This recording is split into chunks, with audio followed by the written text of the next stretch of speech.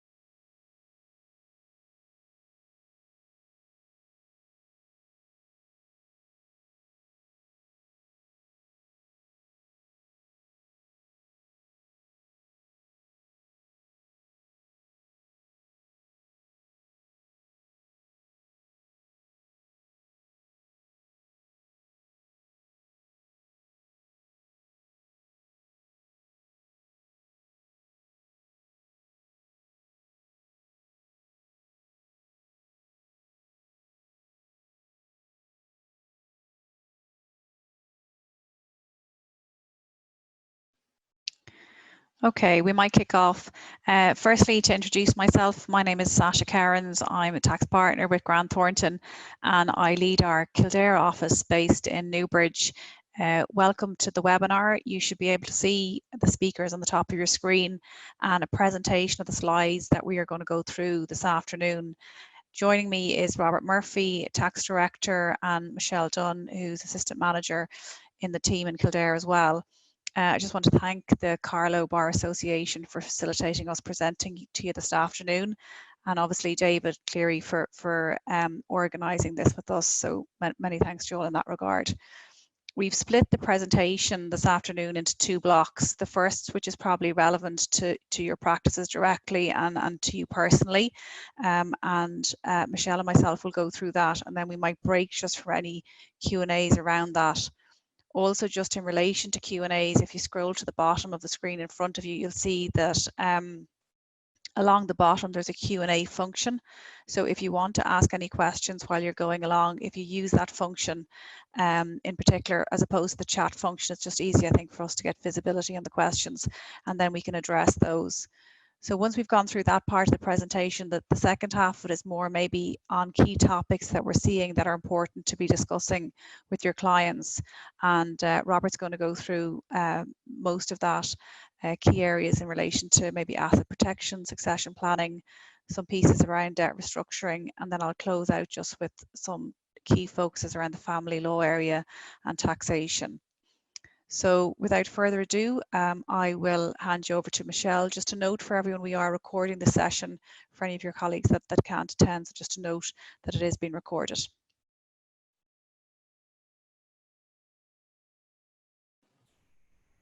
Great. Thanks, Sasha. Yeah, so I'll kick off just to, what I'm going to touch on is the income supports that have been delivered by the government to assist employees and individuals through this pandemic. There's been a range of subsidies. Most notably has been the temporary wage subsidy available to employers. We've also seen the introduction of the pandemic unemployment payment. So if somebody is laid off from their employment, they can claim that directly from the department. There's also been a fast track of illness benefits. So if someone is in receipt or has been diagnosed with COVID-19 or has been told to self-isolate, they can receive a payment of €350 per week. That has been increased from the standard illness benefit, which is €203 per week. So there's been lots of measures. As I said, the most notable has been the wage subsidy scheme. To date, per the figures from Revenue last week, 340,000 employees have availed of the subsidy. So I'm just going to go through the details on that now. So what is the subsidy? It's a payment by the government to assist employers to keep employees on their books. So the idea is to maintain that relationship between the employer and the employee. So when we move to hopefully a return to normal business, that connection will be maintained. So the scheme is administered by the Revenue on behalf of the government, and the communication process happens via the normal payroll process. An employer is expected to top up the subsidy payment. They're not required to do so, but there is an expectation that that will happen. The scheme commenced on the 26th of March. It's for a period of 12 weeks. So that's really the pandemic period. And whether that's going to be extended, we wait to see. The scheme can't be backdated. So the sooner an employer gets in, the better if they want to avail of the scheme, because once the payroll is filed, that period is done and it's a look forward basis. So the sooner they get in, the sooner they can benefit from the scheme. So it's not 12 weeks from the point of entry, but 12 weeks from the point of the 26th of March when the scheme was introduced. So as I said, the payroll submission process notifies Revenue of the fact that an employer wants to claim the wage subsidy. There's also a declaration, and it's a self-declaration. It's really a self-assessment type basis that the employer is declaring that they're eligible for the scheme, and they do that self-declaration via My Inquiries available on the ROS system. When you run the payroll, then you run it on a J9 PRSI class. Again, it's another trigger for Revenue to specify that that individual is or will be claiming the subsidy. So both of those combined give that trigger to Revenue, and in turn then Revenue refund the subsidy to the employer. Now, the intention is that refund would hit the employer's bank account within 2 business days from the point that you've actually submitted the payroll. So there is a little timing cash flow point that employers can avail of, such that if you actually ran a payroll, for example, on a Tuesday, by Thursday you should actually have that subsidy refund in your bank account. And if you're paying employees on the Friday, the cash from Revenue will be in your bank account. So you're benefiting from the cash flow from Revenue rather than funding that yourself. So where are we now? We've gone through, the scheme was introduced on the 26th of March. We've gone through periods of, I suppose, operational aspects of the scheme, and queries have arisen from employers when they went to actually run the scheme. So lots of updates and information has been filtering through since the 26th of March. But as of last week, there were 48,000 employers that had registered for the scheme. 35,000 of those had received payment. The difference really is down to the fact that either an employer had registered for the scheme but hasn't actually claimed a subsidy on behalf of an employee. And then it's highly publicised by Revenue that some employers haven't entered the refund bank account on their ROS system. The refund entry is separate to the payment entry of a bank account on ROS, and some employers haven't actually entered the refund bank account for Revenue to refund the money. So as I said, roughly 340,000 employees have availed of the scheme. It totals 430 million of a subsidy paid out in the last month. Now that's a combination of the subsidy and also income tax refunds that have been generated when the payroll was actually run. The subsidy in some cases, might be €350, for example, and that €350 subsidy is put through by the employer as a non-taxable payment. So what you find when you run the payroll is that it may trigger an income tax refund, and that should be paid out to the employee, and revenue in turn will refund that, and that's included in that 433 million that has been paid out to date. So as I said, there's lots of updates have happened over the last month. We're now on Revenue's frequently asked question document version 8 from the outset of this scheme. Revenue's main communication method really to ourselves and individuals and companies on the scheme has been through that FAQ to highlight any questions and nuances that have arisen in the operation of the scheme, and updated the frequently asked questions document as that has gone on. We've also had an update on the employer eligibility for the scheme. So the first point of call, the employer needs to self-declare that they're meeting the criteria to qualify for the scheme. And we've seen updates on that as well, which I'll touch on a little bit later. So we're also entering a new transition for the scheme. We've had phase 1, which Revenue have called the transitional phase. That is going to cease at the end of this week. The transitional phase really gave Revenue an opportunity to get their software systems upgraded to take account of phase 2. So to date, what we've seen is that Revenue will refund to the employer who has put a payroll submission through with the J9 class and has made the application and the declaration for claiming the subsidy. They're making a payment, a blank payment of $410 per employee. Now the individual may be entitled to a lower amount of subsidy. So during the transitional phase 1, the employer should be keeping a reconciliation to show what Revenue have paid them and the actual subsidy paid out to the individual. At some point in the future, Revenue will request a refund of that excess payment. How that is going to be done and when that's going to be done, we're waiting on Revenue to confirm that information. So next week we'll see the launch of phase 2, the operational phase. Revenue systems will be updated to issue a subsidy to employers, which is based on each individual's criteria. So you won't see this excess blanket payment. You'll see a payment based on the particulars of the individual. We're waiting on, again, just an update on their FAQ to outline exactly how the scheme will be implemented next week. So just to give you a flavour from next week, what transition or the phase 2, the transitional, the operational phase brings into play as well is a set of new subsidies available for the different bands. We've outlined here on the chart just there's roughly three bands in play. And the bands are determined by the individual's average weekly net pay. So this is the benchmark average weekly net pay, and it's calculated by reference to the January and February payroll returns as submitted to Revenue. So you get an average of those submissions in January and February, and that determines the individual's average weekly net.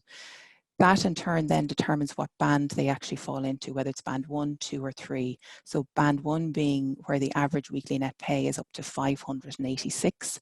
The average band 2, the pay is between 586 and 960. And band 3 where the average weekly net pay is over 960. Within each of those bands then there are different levels of income which determine what level of subsidy is paid to the individual. The highest level of subsidy is 410 and it reduces in band 1 a percentage of the individual's average weekly net. Band 2 and 3 you're looking at subsidies of either 350 or 205. So this table is effective from next week.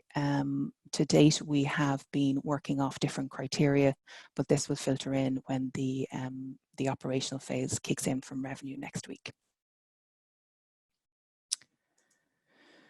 So before an employer even gets to apply the subsidy for the individuals, the first hurdle or criteria to tick the box on is whether the employer is eligible for the scheme in the first place.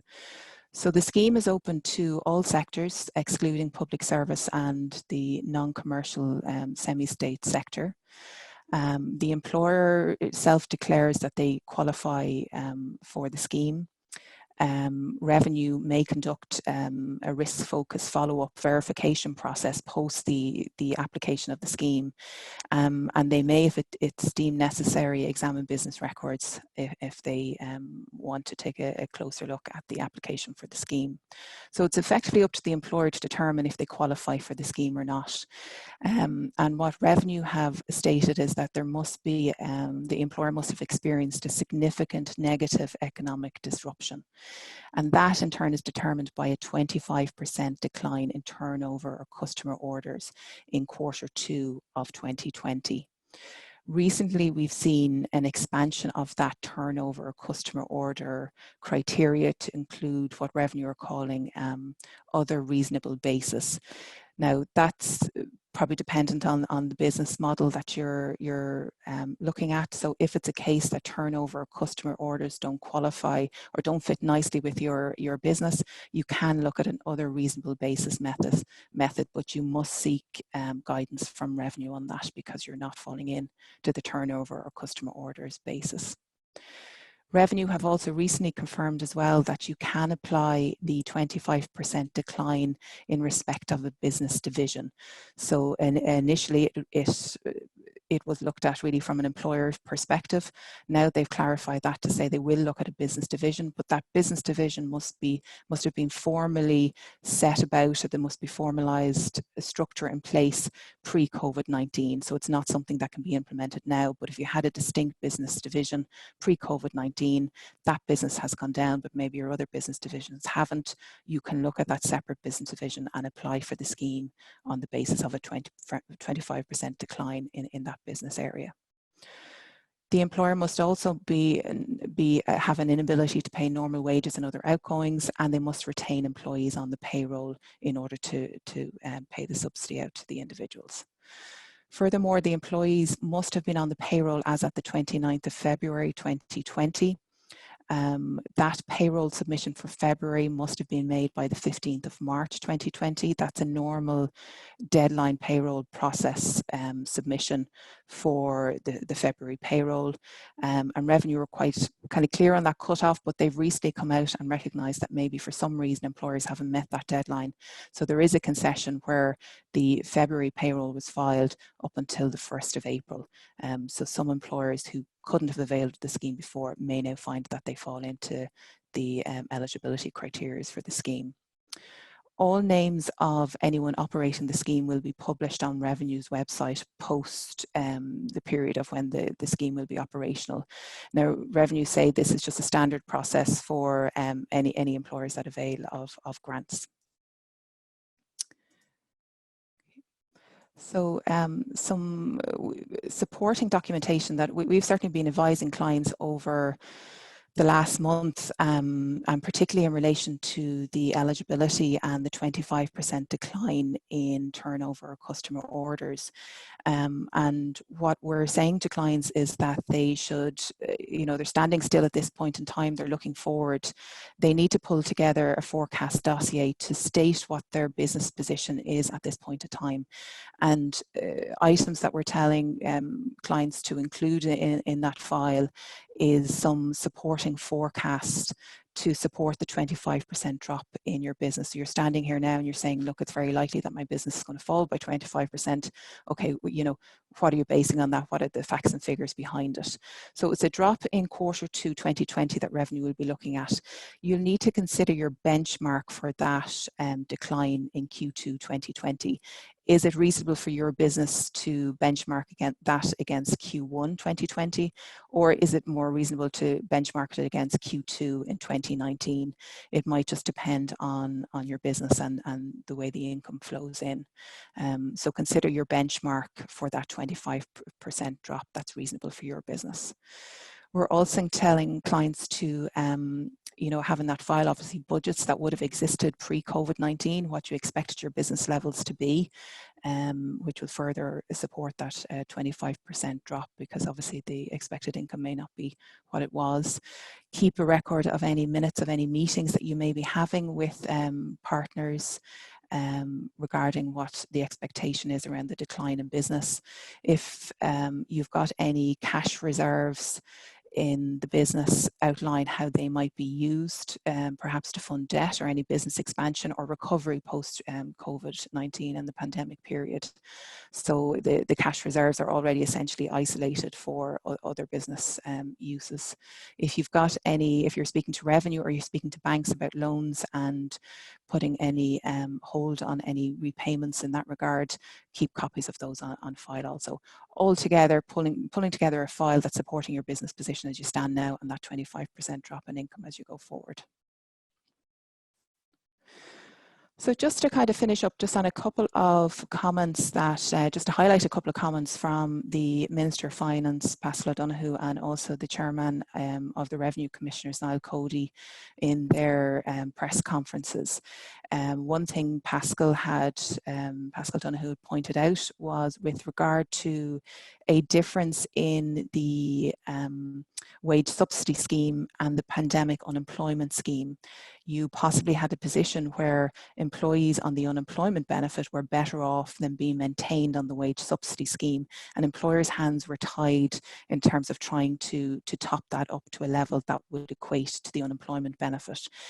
In phase 2 of the wage subsidy scheme, this was addressed, so employers can now match that $350 payment on the pandemic unemployment. So they shouldn't be in a position where they're forced to lay people off because they're going to be in a better position than staying on the wage subsidy scheme. So phase 2 addresses that point. Minister Donohoe also pointed out the position of cash reserves. There was a concern that employers would have had cash reserves and they would have been excluded from the scheme, but he has qualified that that's not the case. Employers who have cash reserves can certainly qualify for the scheme. In webinars that we've been involved in with revenue, they have made a distinction between cash reserves and strong cash reserves. Where an employer maybe has strong cash reserves, revenue do expect them to make a top up on the subsidy payment. So they have made that differentiation between, you know, cash reserves needed for the management of the business versus strong cash reserves. So Niall Cody, the Chairman of the Revenue Commissioners, he has further supported the point and echoed the point made by Minister Donohoe in relation to cash reserves. And he has also confirmed that the declaration that is made via the ROSMA inquiry system is not a declaration of insolvency, but rather a declaration to confirm eligibility for the scheme. So employers shouldn't be concerned that they're making that a declaration of insolvency. So that's kind of a quick tour of the wage subsidy scheme. So I'll hand back over to you now, Sasha. Thanks, Michelle. So for anyone who just joined a little bit late, there's a Q&A function at the bottom of your screen. And if there's any questions arising as we go along, we're happy to take them through that. As you see from what Michelle has presented, the changing bans that are going to be introduced from the 4th of May is probably going to make it more complicated from an administration perspective. And we have been helping clients in this space. And, you know, if any of you are struggling or would like some assistance on any specific matters over the phone, we'd be happy to help in that regard. So what I'm just going to cover is maybe just some key cash flow management and some tax deferment considerations, just given some of the temporary measures revenue have introduced over the last while, and then that's relevant to your practice. And then we might stop there in relation to what's relevant to the legal practices, and Robert then is going to function on some key areas maybe just to focus on from your client's perspective and some things we're talking to our clients about, particularly from a tax angle. So cash flow management approach, when we look at some of the specifics here in relation to this, and a lot of them are things that you're probably considering anyway, but it's good maybe just to take a step back from the business. We're doing this right across the practice. The amount of webinar calls that the partners are having in Grant Thornton has ramped up obviously over the last few weeks, and we're reprojecting budgets and cash flows on a weekly basis to see where it sits. And it's an ever-changing environment, I think, for all of us in professional services at the moment. But some simple things: prepare your projections, look at the models, flex the projections. I think that's important. Your best debtor collection versus your worst. And I think what we're seeing at times is, businesses are making promises, and everyone obviously wants to facilitate paying, but sometimes things are changing in the business on a weekly basis. That's not allowing them do that. So I think keeping a keen eye on cash is important at the moment. And early engagement with the banks and the revenue. Obviously, the banks have allowed 3-month plus moratoriums in certain cases. They're willing to engage. I've had conversations with all the key banking institutions in the last few weeks on the business banking side, and they really are saying, just please get in touch and get on the phone, and we'll try to help out as best we can with deferral mechanisms and other things that may help businesses. Then I suppose reviewing outgoings, where can payments be installed, partners, employees, director payments, prioritising those and projecting them forward for the next 6 months at least. Staff outlay, obviously how the COVID-19 support payments may be helping your businesses versus other ongoing staff outlay, and can any of that be deferred? Pension payments, I know in some solicitors' practices, some of the pension payments to manage cash flow and things are on direct debits. Can they be stalled, and what would the position be in regard to that for later on in the year? From a revenue perspective, they have brought in specific reliefs for SMEs. So SMEs have been defined as any businesses whose annual turnover is less than 3 million, who aren't in the large cases or are dealt with by Revenue's Medium Enterprise Division. And in that regard, what they've said is that payment of PAYE and VAT for the last number of periods can be deferred, but they are still asking people to file those returns. So, even if you can't make the payment, if you're in that space, it's important you continue to file those returns just from a compliance perspective. And they have confirmed that interest will not be charged in those cases. For your businesses or for any of your clients' business that are above the 3 million mark, we have also been in correspondence with Revenue for some of our clients who mightn't fit into the SME space and who would be bigger, and we've asked on a case-by-case basis for deferral of taxes. So while the SME is a blanket exemption and you don't need to write to them for any permissions around that, it has been provided for. If you don't fall into that space, if you do engage with them, there are some situations where they're allowing deferrals to take place. Obviously, in relation to VAT, to the extent you've paid it over, maybe look at whether there's bad debts and any VAT can be reclaimed through that mechanism. And then moving on to some of the other outgoings to be reviewed. Maybe looking at your direct debits. If you're on an annual direct debit payment for VAT, maybe you need to alter that, cancelling some standing orders. Again, some deferral mechanisms. Is there any CapEx in the pipeline, and can that be deferred?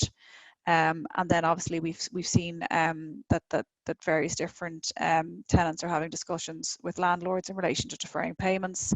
And then I know that some of the local chambers are having discussions with councils about commercial rates and looking for some deferral or waiving of that. So I think that's just something that needs to be monitored on an ongoing basis. In relation to, I think Michelle has talked about all the key areas on the welfare payment, so we can move on in regard to that. In relation to some other supports that we're seeing for businesses, there is obviously the local enterprise office business continuity voucher of up to 2,500, where ultimately some advice can be provided and voucher made available to support that.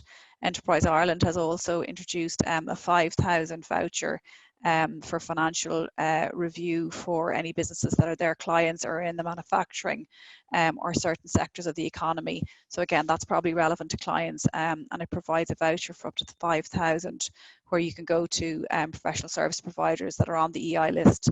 They can review plans, they can review budgets, they can review projections with those businesses, and maybe just give it a third party view.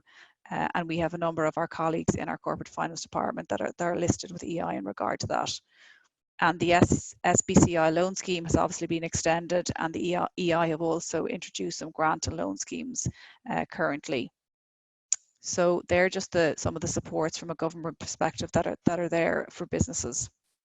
Some other things Revenue have introduced, just from a cash flow perspective, they've obviously confirmed the e-working payment of €3.20 per week that's available for employees to be paid tax-free if employers want to pay that.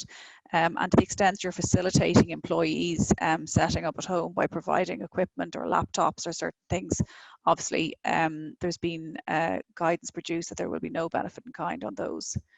I think it's important then from a revenue clearance perspective, it's also been confirmed that to the extent you can't facilitate payment of PAYE or VAT or corporation tax in certain circumstances, that the revenue clearance certificates your businesses have will stay valid and will not be affected as a result of that.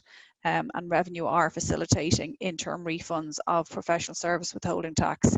So again, there may be something there to apply. That has to be submitted separately through the My Inquiries, which is on the Revenue online system, in order for that refund to be accelerated. So maybe that's just something to have a look at.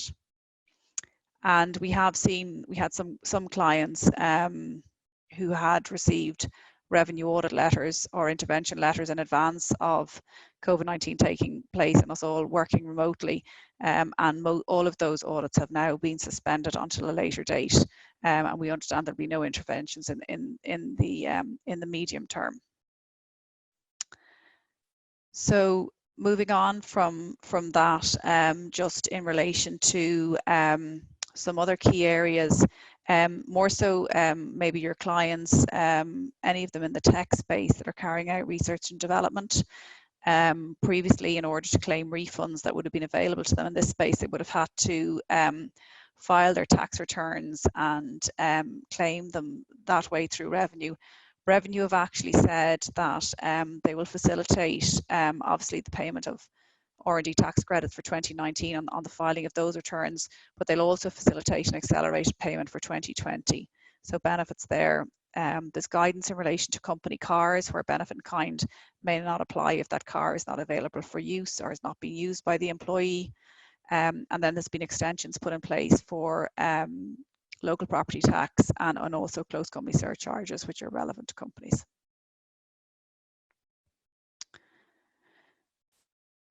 So just in relation to your own practices, some considerations maybe in relation to filing of returns. And if we move on to the next slide, some things in relation to obviously preliminary tax for individuals and partnerships. So from the point of view of if you're paying your income tax by direct debit for the current year 2020, it may be important to look at that to see if the value in which those direct debits are being paid can be altered as a result in maybe change in turnover for this year. The tax returns for the 31st of December 2019 will obviously be due by October this year. And in relation to paying that tax, it's obviously be important to look at the basis on which you pay preliminary tax. Obviously, you can look at 100% of last year, which may not be relevant given the current performance. Obviously, 90% of the current year. And to do that, it'd be good to obviously have figures in place to make a good stab at that, to make it as accurate as possible. Or else you can look back and pay 105% of the 2018 year if under the direct debit system. And I do know that a lot of professional practices do use that direct debit system because it just suits them. So again, if you're using that, again, that it may be worth considering if that'll end up with you overpaying as a result of that, and then maybe there may be opportunities there. The other thing we've talked to some clients around is maybe is it worth looking at changing your year end? And that very much will differ for businesses individually, depending on how profits fall and depending on how those year ends are already set. And obviously for partnerships or individuals, you have to go back and look at how that year end may impact on the prior year and on future years. But in some circumstances for partnerships, it may be worth looking at or individuals looking at changing your year end, and if there's any impact on that from the point of view of taxes that may have to be paid and cash flows.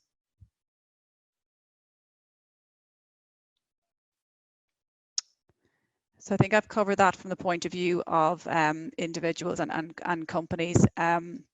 Just one other point, I did mention it earlier, was from the point of view of pension funding, for the purposes of directors or individuals, at times that they're paid under direct debit system, and to the extent that you know, there may be a situation obviously where you stopped funding the pension for cash flow implications. You may need to go and review those schemes rules to make sure that there's no adverse impact on that. And also from the point of view of death in service or income protection policies, the fact now that maybe you might be taking reduced drawings or reduced salaries, could that have an impact on some of those policies that are in place for you or for your businesses? So just timely, maybe just to have a look at those while you have time to make sure that it'll have no impact on your business, or in some of the claims that can be made for some of your employees under those policies.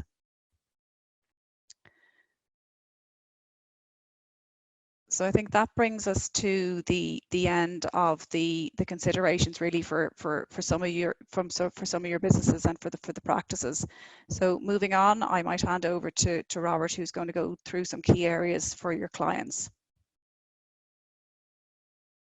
Hi, good afternoon, everyone. I hope you're all keeping safe and well wherever you are. I'm just going to talk a little bit about maybe some discussions we're having with clients given the current environment. And maybe some actions they may be able to take to mitigate some exposures they may have given the downturn and potential kind of longer term implications of what's happening at the moment.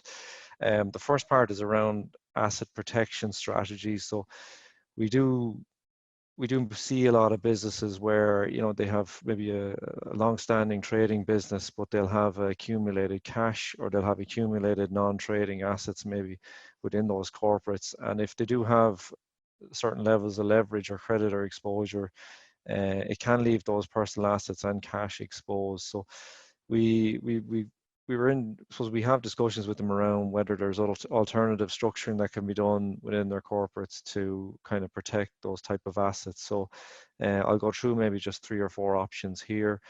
I suppose firstly is on the insertion of a holding company. So a lot of trading businesses will typically be a single corporate held directly by an individual shareholder. We do look at options around putting in a holding company to hold the shares in the trading company. Has the effect of giving it another layer of limited liability and allows scope for transferring assets intergroup or paying dividends out of a trading company of surplus cash up into the holding company and separating those assets from the trading risk. From a tax perspective, it's usually carried out by way of a share for share exchange. So there's a number of tax reliefs available there from a capital gains and stamp duty perspective to facilitate that. And there's a number of conditions, I suppose. Generally, there is a bona fide test with these type of structuring. So it can't simply be for tax avoidance reasons, but given the current environment, and if you're going for an asset protection route, it should certainly satisfy the bona fide test. So that's the first option. Moving on to the second option then, we may have some clients who may have 2 separate trades within a single corporate. Again, you have the issue there where maybe one trade could be particularly affected in the current environment, whereas the other trade might be reasonably well protected. So there's structuring around whether you can separate the 2 trades into 2 unconnected companies. So if one suffers financial hardship or is exposed in terms of creditors or debt, that it doesn't implicate the other trade as well. That can be carried out using what's known as a share for undertaking 3-party swap, whereby effectively you transfer the trade into a new corporate which issues shares to the existing shareholders in the same proportion. Again, there's a number of tax reliefs around that for capital gains and stamp duty. I'm sure a lot of you may be familiar with these structures already, but it's no harm, just from the point of view, if you're having in discussions with your clients, that you're aware of maybe just some of the options out there. Moving on to the next one. I suppose this is simply where they have a group structure already in place, that they just do consider as to whether there is an opportunity there to pay dividends out within that existing structure to remove excess cash from the trading companies. Typically, the payment of dividends to those companies doesn't give rise to a corporation tax liability, but there's certain elections required just to manage close company surcharges within corporates. So, and again, they'll need distributable reserves to pay those dividends. So, again, that might just the situation that some of your clients may be in. And then lastly, we have an option around what's called a dividend access share. So again, similar situation, you have a surplus of cash in the trading company which you want to remove.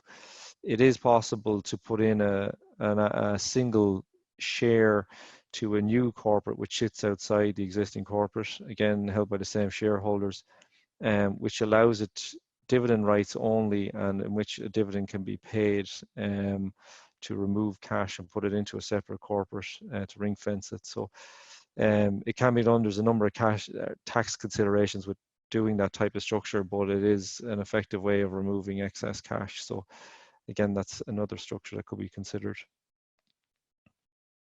Moving on then to just some capital tax considerations. Again, I suppose one of the focus at the moment is really around mitigating and mitigating the current economic damage, but there will be a point at which when government is formed and policy is kind of drawn up between government, that there will be I suppose a grab for cash to try and fund longer term. And I suppose we would have concerns around whether that would have two implications around, firstly, an increase in existing tax rates, or secondly, withdrawal or reduction in the availability of certain tax reliefs. So we have, I suppose, a number of clients who may have been in the space of, they had already been thinking about succession planning or exiting their business, and maybe now is a good time to kind of reflect and look at what the options are. There's also an opportunity at the moment, given the current market environment, that you could have suppressed asset valuations at the moment in the current circumstances, and that may give an opportunity there to do some restructuring or do some succession at a lower value on their assets, and therefore lower tax liabilities for the parties involved.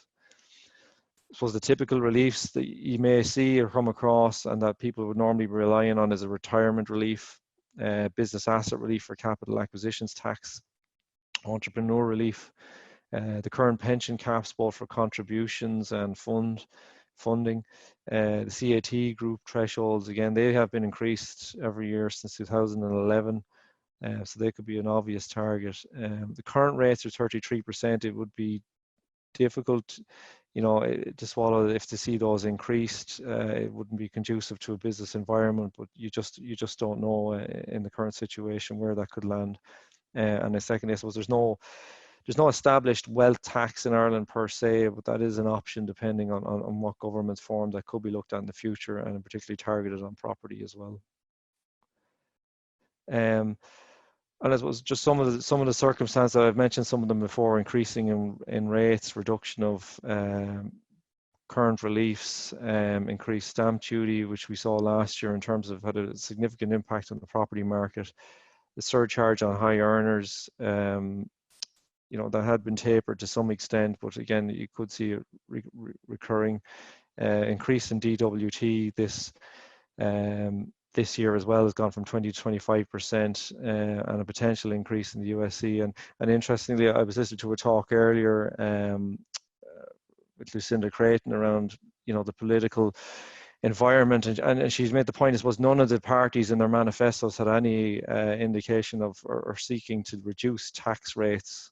So it's only going to go one direction really, given one, the current policy within the parties, and then secondly, just the current economic environment as well. So I think certainly there is an opportunity there, and an obligation, I suppose, just to keep your clients informed that if they had been intending or looking at using these reliefs, that they kind of accelerate that before we see a budget maybe, or to start thinking about it straight away.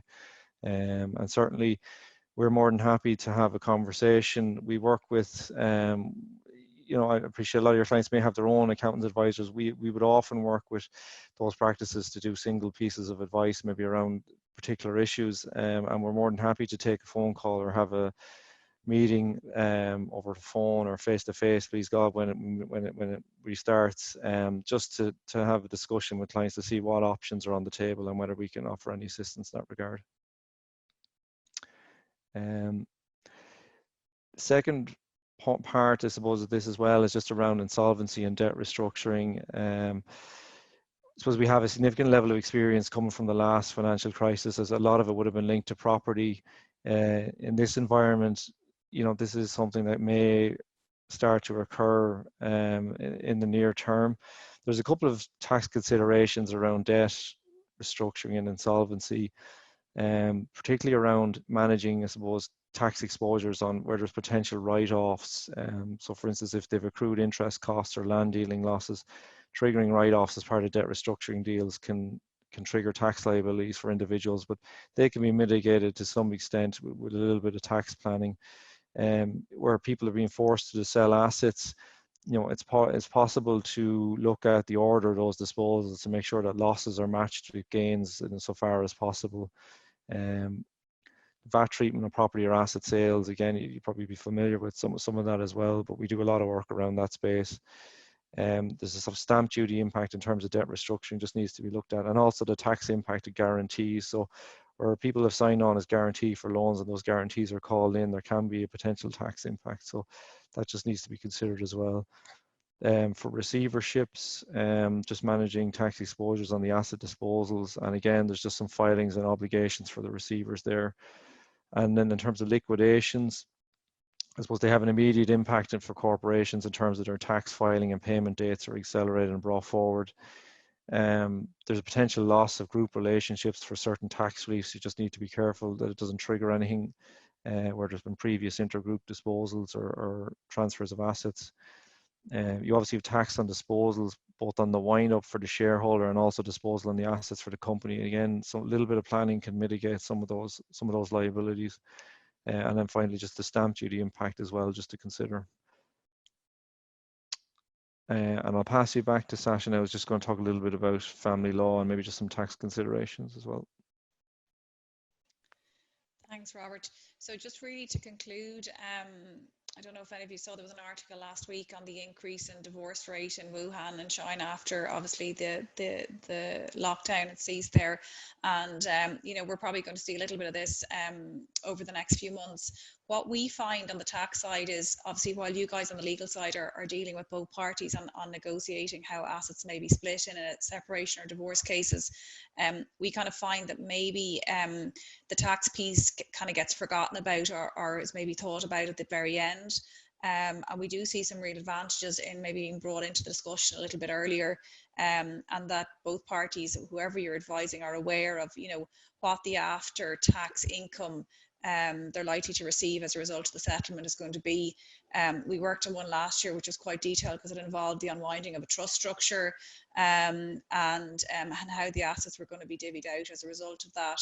And it took quite a long time between us and actually the other side got their own tax advisors involved to actually come up with a structure where we agreed with and where both parties were happy with the after-tax income amounts as a result of the unwind on that. So I suppose my only point there is really maybe just bring tax into the conversation a little bit earlier, so it's thought about, and the deal that's been obviously agreed between the parties is very clear from that perspective. So I know that was a whistle-top tour. We've kept it to 50 minutes. I promised David we'd be finished within the hour. I don't see any questions on the Q&A.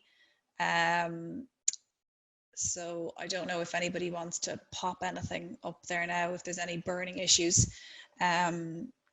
We have included our contact details on the start of the slides. So if there was anything that came to mind afterwards, please feel free just to drop us an email or make a call and we can talk through anything.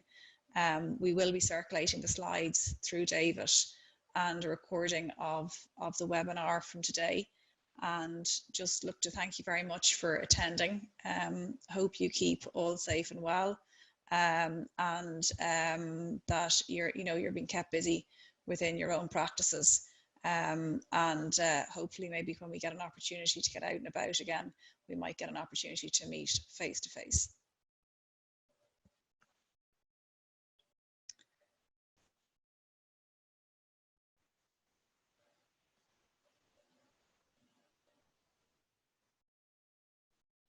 Okay, so we might close off the session there. I don't see any questions coming through, and delighted to be able to present to you all this afternoon. Take care.